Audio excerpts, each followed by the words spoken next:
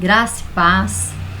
Hoje nós vamos falar a respeito de um personagem bíblico que não é muito comentado, ou a gente não vê muita pregação a respeito dele não, que é Caim.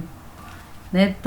Todo mundo gosta muito de falar do Abel, mas hoje nós vamos prescrutar um pouquinho, né, a vida de Caim, para entender as atitudes de Caim e aonde que Caim ele acaba, né? Ele acaba lá na terra de Nod, que nós vamos ver que terra é essa. E eu quero ler o verso 1, né, Gênesis, capítulo 4, versículo 1. Fala assim: Conheceu Adão a Eva, sua mulher, e ela concebeu e deu à luz a Caim, e disse: Adquiri do Senhor um homem.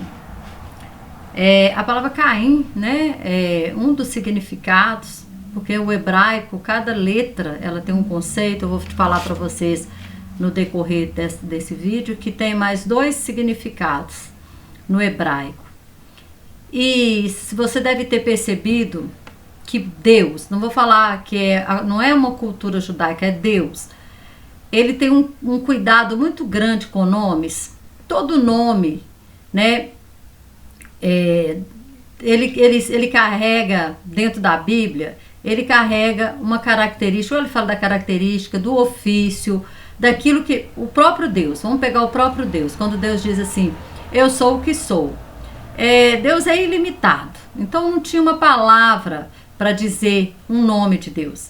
Mas se nós olharmos dentro da Bíblia, tem mais ou menos 70 nomes de Deus, porque cada qualidade, cada característica era dado um nome. Por exemplo, se Deus cura, ele fala: eu sou o Jeová Rafa, o Deus que te cura, o Deus que te sara. Se havia prosperidade, Jeová Jireh, o Deus proverá. Jesus, Emanuel, Deus conosco. Então todo nome ele carrega uma característica, uma qualidade ou o ofício da pessoa. Então nós podemos pegar, por exemplo, né, Jesus o próprio Deus escolheu o nome. Jesus é Salvador, Cristo, ungido. Então todo nome, quando é escolhido, né, geralmente a mãe escolhe o nome por uma característica, como nós vemos, né, o nome de Jacó, porque ele veio, né, nasceu segurando o calcanhar do irmão. Aí coloca o nome de Jacó como um usurpador, né, como se ele já estava brigando ali dentro do ventre pela primogenitura. E aí, todo nome. Então, quando Eva, ela tem Caim, nós podemos analisar, vamos pensar um pouquinho em Eva. Eva, ela tinha acabado de cometer uma besteira muito grande, né? Uma besteira muito grande que nós estamos sofrendo essa consequência até hoje, né? Que foi o pecado. Ela foi induzida, né? Ela caiu, porque a palavra de Deus, nós vamos ver que há um processo para o pecado. Há um processo. E aí, ela ainda induziu seu esposo ao pecado. E aí, quando eles perdem, aqui quando ela tem Caim, a Bíblia não fala quanto tempo depois da expulsão do Éden, mas quando ela tem Caim, eu acredito que ela estava muito deprimida. Ela estava, imagina o espírito de acusação acusando ela, porque Satanás ele tem uma estratégia. Primeiro, ele te induz ao pecado, e depois que você peca, ele te acusa. Aí vem aquele espírito, né, de acusação muito forte sobre a vida de Eva. Né? Isso aqui é uma conjectura, eu estou imaginando isso. A Bíblia não está falando, mas nós podemos imaginar. Você imagina, ela tinha tudo. Ela tinha o Éden, ela morava no paraíso, ela tinha o domínio. Aqueles animais, né, que eles dominavam, agora eles tinham que correr deles, eles tinham que fugir. O leão, que era mansinho, agora queria comer eles. Então, você vê que houve uma mudança de 360 graus na vida dela. Então, ela tem o filho Caim. E o primeiro sentido que dá o nome Caim é comprado. Como que um filho é comprado, né? É um negócio, de negociar mesmo. Foi um negócio, tipo, eu adquiri um filho. Ou eu não tive um filho, né? O Senhor me deu a bênção de conceber um filho. Não, eu comprei um filho. E aí nós vamos vendo pelo caráter de Caim, que Caim ele se sentia uma pessoa rejeitada. Porque um dia eles vão oferecer uma oferta. Vamos falar um pouquinho dessa oferta de Caim. Está aqui no verso 3. Fala assim: e aconteceu que ao cabo de dias que Caim trouxe o fruto da terra, uma oferta ao Senhor. E Abel também trouxe do primogênito das suas ovelhas e da sua gordura. E atentou o Senhor para Abel e para a sua oferta. Mas para Caim e para a sua oferta não atentou. Irou-se Caim fortemente e descaiu-lhe o semblante. Tem pessoas que dizem que Deus não aceitou a oferta, né, de Caim, porque a oferta teria que ser de sangue, teria que ser um animal, como aconteceu no caso de Abel. Mas eu não vejo isso não, porque a oferta, Deus ele aceita a nossa oferta, depende do nosso coração, depende da atitude do nosso coração. Paulo ele fala assim que nós temos que dar oferta não por necessidade, mas nem por negócio, com alegria. Nós temos que levar a nossa oferta com alegria, não por necessidade. Né? Lá em Mateus 5:23 fala que se nós tivermos rixa com o irmão, que a gente primeiro deixa a oferta no altar, primeiro vai lá consertar, depois volta e oferece aquela oferta. Então, para eu oferecer a oferta, existem também requisitos, porque senão a oferta ela é recebida pela igreja, mas ela não é recebida pelo Senhor. E o Salmo 51, Davi ele fala algo que nos elucida tudo isso. Deixa eu achar aqui que eu vou ler o Salmo 51. Salmo 51, versículo 16 e o 17. Olha bem o que Davi ele fala a respeito da oferta. Fala assim: pois não desejas sacrifício, senão eu os daria. Tu não te deleitas em holocaustos. Pois não desejas sacrifício. Desculpa. O sacrifício para Deus, verso 17, tá? O Salmo 51, o 16, esse que eu acabei de ler, o 17 fala assim: o sacrifício para Deus são espírito quebrantado, e a um coração quebrantado e contrito não desprezará, ó Deus. Então, Davi está falando: Senhor, o Senhor não tem prazer na oferta, pois não deseja, ó, você vê o 16, ele fala: pois não deseja sacrifício, senão eu os daria. Tu não deleitas em holocaustos. Ou seja, a oferta, ela tem que vir do coração. A primeira oferta que nós ofertamos ao Senhor é o nosso coração. É o nosso coração. Então, nós podemos entender que não adianta eu ir lá, né, levar uma oferta na igreja e tudo, se o meu coração está fechado. Se o meu coração está fechado para Deus, está fechado para as pessoas, tá cheio, né? Eu tô brigada com o irmão. Aí o próprio Deus falou: olha, vai lá consertar primeiro, depois você traz a sua oferta. Caim provavelmente ele estava com esse coração dessa forma, né? E aí fala o quê? Que o problema maior dele então era o coração, não era nem a oferta dele, não era questão, ele era lavrador, então ele levou o fruto do trabalho dele, é o que nós levamos para a igreja hoje, é o fruto do nosso trabalho, né, que é o dinheiro, não é verdade? Às vezes, claro que tem oferta, né, que nós ofertamos nosso tempo, nós ofertamos nossos dons, nossos talentos, mas falando de oferta, dinheiro, nós levamos o quê? O fruto do nosso trabalho. Caim levou o fruto do trabalho dele, Abel também levou o fruto do seu trabalho, porque Caim era agricultor e Abel criava animais, né? Então ele criava animais. Então por isso ele levou o quê? Da primícias, né? O primogênito das suas ovelhas. Ele também, nós podemos entender que ele escolheu o melhor para o Senhor também. Fala que ele levou o quê? O primogênito das suas ovelhas e da sua gordura. Então ele escolheu também o melhor. Mas não adianta eu pensar que eu estou levando o meu melhor se o meu coração está fechado. E o coração de Caim então já estava fechado. Então nós vemos que Deus não atentou para a oferta dele por causa do coração, não por aquilo que ele levou, porque senão nós podemos olhar, Deus atentou para a oferta da viúva pobre, 2 moedas foi o que ela colocou, e Jesus falou que ela deu mais do que todos aqueles ricos que deram ofertas altas, porque Ela deu tudo que ela tinha. Ela tinha um coração desprendido. Ela tinha um coração generoso. Ela tinha um coração, né, para o Senhor. Então Deus atentou foi nisso, não era o valor da oferta.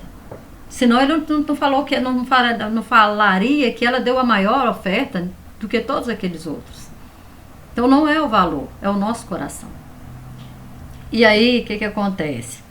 Quando, no verso 6, quando Deus percebe, né, o Caim, o verso 5 fala assim, do Gênesis, tá, irmão? Gênesis 4, 5. Mas para Caim, para sua oferta, não atentou. Irou Caim fortemente e descaiu-lhe o semblante. Então, sempre quando nós temos algo, Deus vem ao nosso encontro. Deus vem ao nosso encontro. Através de um vídeo, através de uma palavra, através, né, de falar o nosso coração. Deus, ele fala o tempo inteiro. Às vezes, o nosso ouvido é que não estão sensíveis à voz do Senhor. Mas Deus é um Deus que fala. Né? Tanto que o Senhor fala, né? Aquele que tem ouvido, ouça o que o Espírito diz à igreja. Então nós temos que estar com os nossos ouvidos atentos àquilo que Deus tem falado. E aí Deus chega para Caim e falou assim, Caim, o que foi, Caim? Olha o verso 6. E o Senhor disse a Caim, por que tirastes? E por que caiu o seu semblante?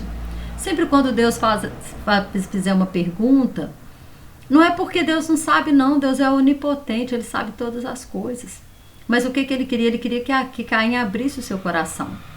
Que Caim falasse assim, Senhor, olha, eu tô com raiva, eu tô irado, eu tô chateado, eu tô triste. É isso que Deus quer de nós, simplesmente sinceridade. Ele quer saber o que está no nosso coração. Ele quer saber o que está no nosso coração. E Caim perdeu a oportunidade de se abrir, de ser curado por Deus. Deus queria ouvir o coração, o que é, Caim? O que está dentro do teu coração? Deus sabia? Sabia. Mas quando nós falamos, Deus quer nos ouvir.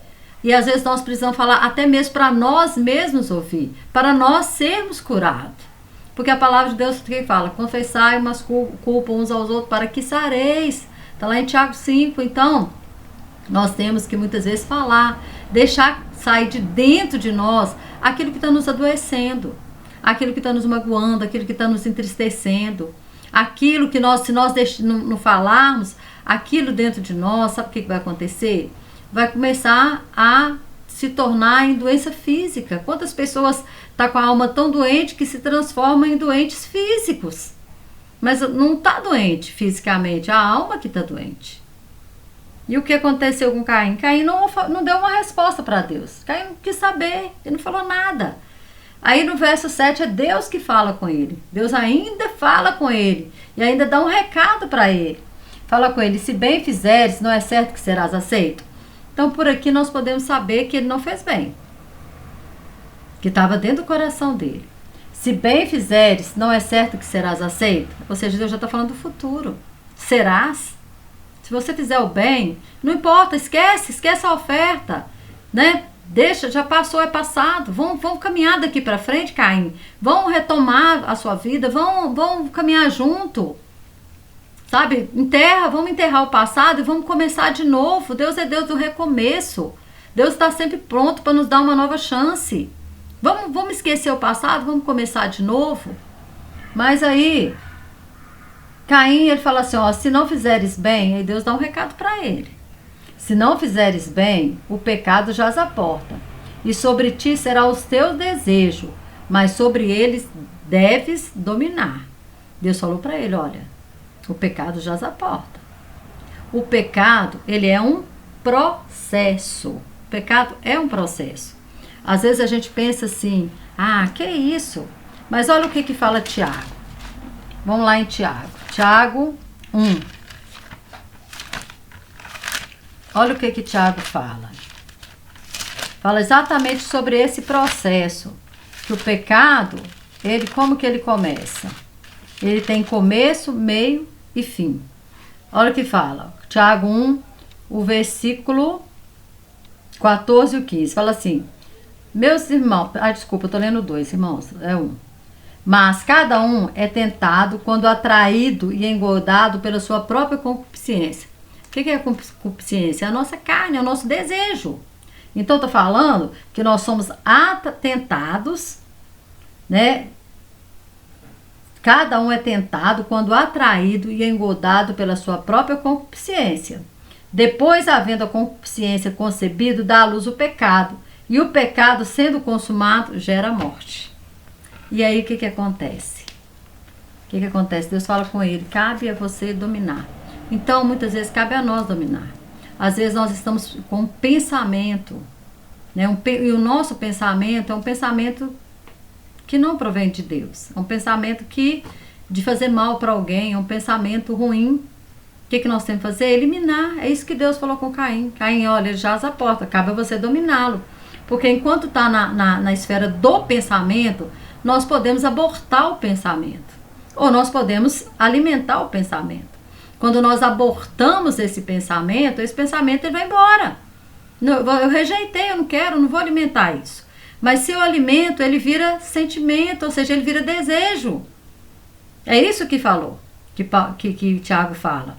Né? Que quando nós somos tentados, né, atraídos pelos nossos desejos, aí o que acontece? Aí nós vamos o quê? Gerar o pecado, e o pecado vai gerar a morte.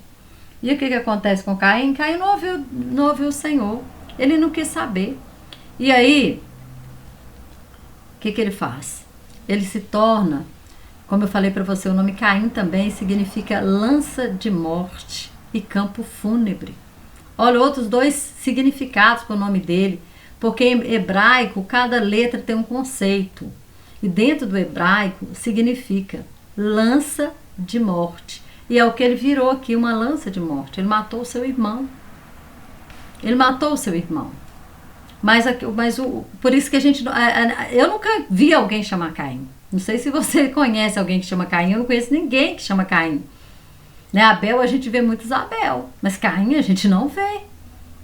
Porque o nome, né, já traz um estigma ruim. Lança de morte. Olha para você ver como que Eva coloca um nome desse no filho. Olha a nossa responsabilidade diante dos nossos filhos. Tem pessoas que não se preocupam em saber o que significa o nome do filho. Aquele nome você vai estar falando ele o dia inteiro, o tempo inteiro. E há poder nas palavras. Você imagina ela chamando Abel? Me parece, né? Eu não tenho certeza, me parece que Abel significa filho. Chama um de filho, o outro de lança de morte, campo fúnebre. E aí, ele se torna, ele já estava, se sentia rejeitado. Aí Deus rejeita a oferta dele. Aí agora ele se sente rejeitado por Deus. Ele se sentia rejeitado pelos pais. Agora, porque os pais tinham preferência por Abel. Agora ele se sente rejeitado por Deus, por causa da oferta. E aí ele não quis saber ele não quis saber. E aí o coração dele endurece de uma tal forma que aí tem uma consequência, tudo tem uma consequência. Aí no verso 16 fala assim, o 4, tá gente? Nós estamos em Gênesis 4. E saiu Caim de diante da face do Senhor e habitou na terra de Nod, do lado oriental do Éden. O que significa Nod? Nod significa, são duas palavras no hebraico, na e nad, que quer dizer nômade, errante, fugitivo, aquela pessoa nômade. Ah, é errado ser nômade? Não, porque Jacó foi nômade na terra, né? Abraão foi nômade, Isaac. Eles habitaram a terra, eles eram nômades ali. Mas Caim, essa terra provavelmente ela passou a chamar Nod por causa de Caim. Por isso ela está aqui. É a terra do nada. É a terra onde a pessoa vai ficar movendo-se para frente e para trás. É a terra aonde você vai caminhar em círculo e não vai chegar a lugar nenhum. Não vai chegar a lugar nenhum. Porque se nós olharmos a descendência de Caim, uma descendência toda ímpia. Toda ímpia.